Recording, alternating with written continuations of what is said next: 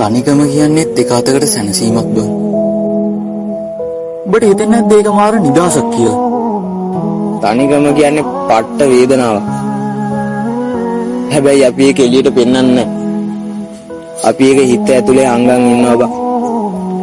ඒත් බං තනිකමට හුරු වුණාම ඒ දැනෙන වේදනාව අඩුයි කියලා ඔබට හිතෙන්නේ නැද්ද? එහෙම නෑ බං.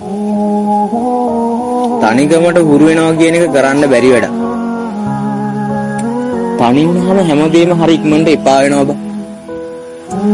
හැබැයි ඒ තනි වෙන හැම වෙලාවකම අපි අහන් ඉන්න කවුරු හරි ඉන්නවනම් ජීවිතේ මෙහෙම එපා වෙන්නේ නෑ බං. මගේ ගමනේ සිටියම මගේ ඔළුවේ ඇඳි